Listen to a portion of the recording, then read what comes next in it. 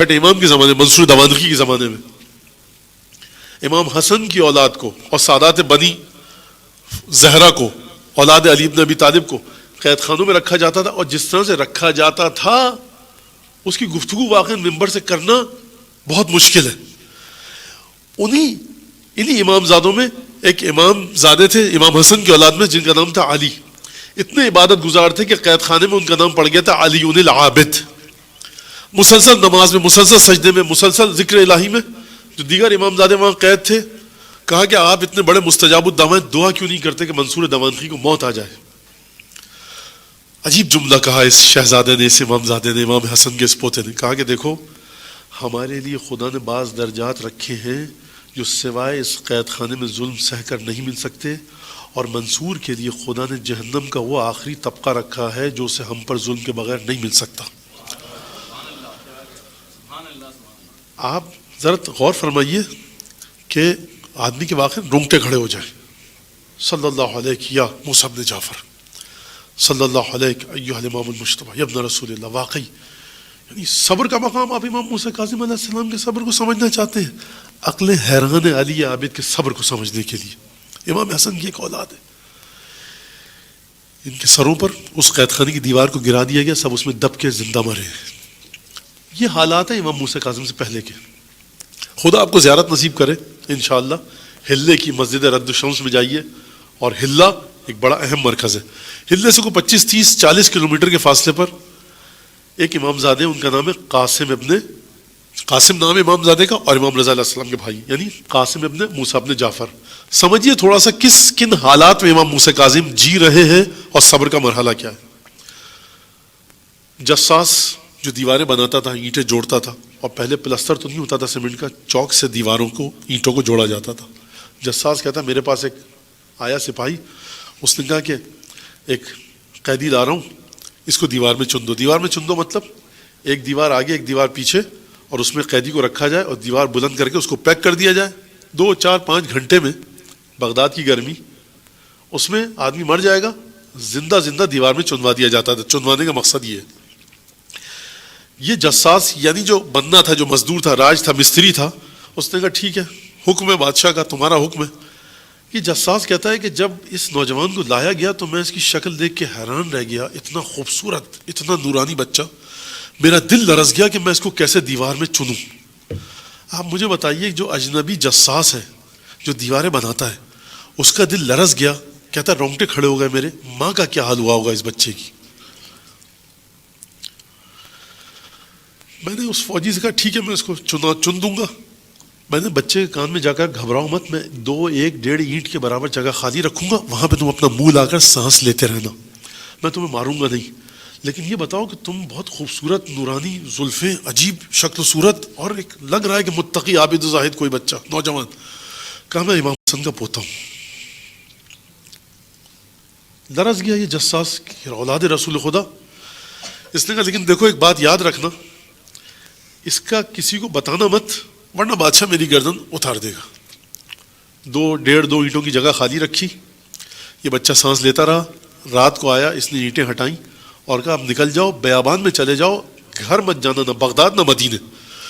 یہ میرے جملے، کیونکہ بادشاہ کے جاسوس ہر جگہ پر ہیں منصور کے. اس نے کہا اچھا تم ایک کام کرو، میری زلف کاٹو، اور یہ جو سیمنٹ وغیرہ پلستر ہے اس میں اس کو ذرا سا لگاؤ، اور میری ماں کو جا کر بتا دینا کہ تمہارا بچہ زندہ ہے، تاکہ میری ماں کو کم از کم صبر آ جائے.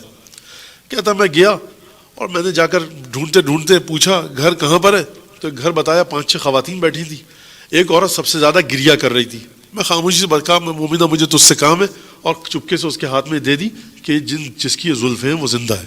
خیر عورت نے شکر کیا.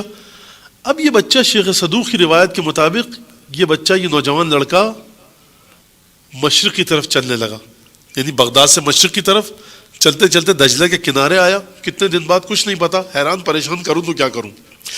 یہ حضرت قاسم کا واقعہ سنا رہا ہوں کہ جن سے امام جعفر صادق کو، امام موسیٰ کاظم علیہ السلام کو اتنی محبت تھی کہ امام کہتے تھے کہ میں اگر میرے اختیار میں ہوں تو امامت میں اس کو بھی دلوا دیتا.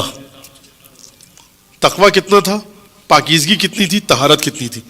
یقیناً امام یہ نہیں کہنا چاہ رہے کہ نعوذ باللہ خدا کا فیصلہ غلط ہے اور میرے بعد جو موسیٰ کاظم کو امامت ملے گی غلط. یعنی امام ہم کو منصب اور مقام اور منزلت بتلانا چاہ رہے ہیں. دجلے کے پاس جب پہنچے 2 بچیاں وہاں پر کھیل رہی تھیں.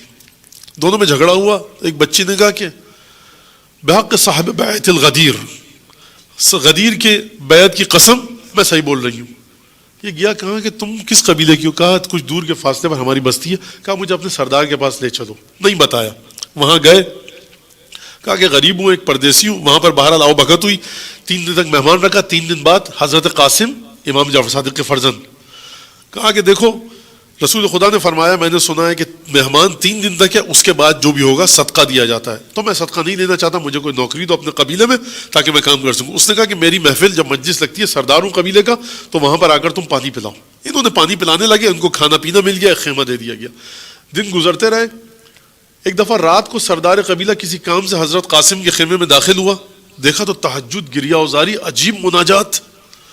یہ سردار دیکھ کر ہل گیا کہ یہ کون شخص ہے کہ جو اتنی فصیح و بلیغ مناجات کر رہا ہے. واپس آیا, اپنے بیوی بچوں کو جمع کیا, کہا کہ میری ایک بیٹی ہے, میں چاہتا ہوں اس سے شادی کروں, یہ معمولی خاندان کا آدمی نہیں ہے. بہرحال رشتہ دیا گیا, شادی ہوئی, ایک بچی ہوئی.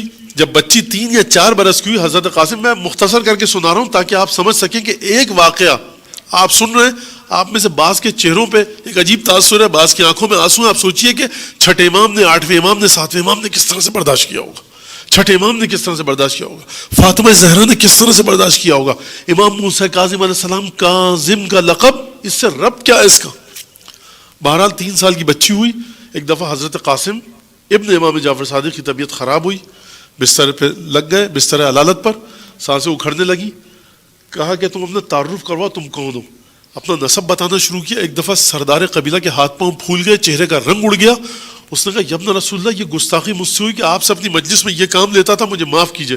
کہا کوئی مسئلہ نہیں ہے, ہم بہرحال ایک سلسلہ تھا, لیکن دیکھو میں مرنے والا ہوں, میری بیٹی کو لے کر مدینے جانا اور مدینے سے باہر اس کو چھوڑ دینا.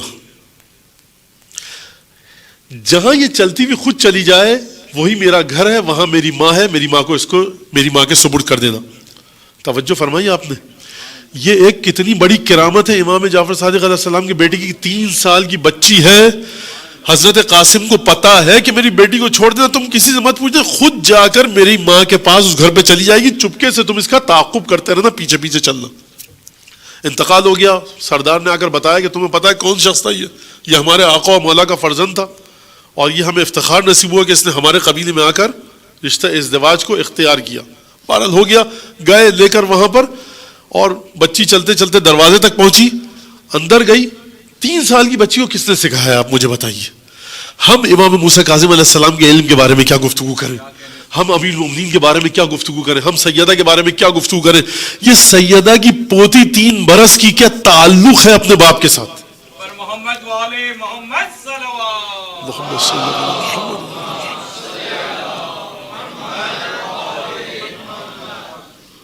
ماں موجود تھی, ماں نے دیکھا, چیخ مار کر کھڑی ہو گئی. کہا کیا ہوا؟ کہا یہ میرے بیٹے کی یادگار ہے, اشبہ الناس, سب سے زیادہ جس کی شکل ملتی ہے اس کی میرے بیٹے سے. یہ واقعہ میں نے آپ کو سنا ہے کس لیے, حالات یہ تھے. ہم سمجھتے صاحب امام موسیٰ کاظم جا رہے ہیں منصور کے پاس, منصور آئے امام کے پاس, گفتگو ہو رہی ہے. یہ گفتگو سامنے کی ہے. حالات کیا ہیں سادات کے ساتھ, وہ یہ حالات ہیں.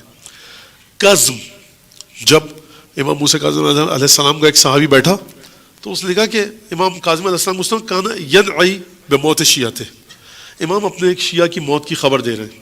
میں نے دل میں سوچا کہ یہ امام کو کیسے پتہ لگ گیا کہ شیعہ ان کا ایک چاہنے والا مر گیا, امام موسیٰ کاظم کا.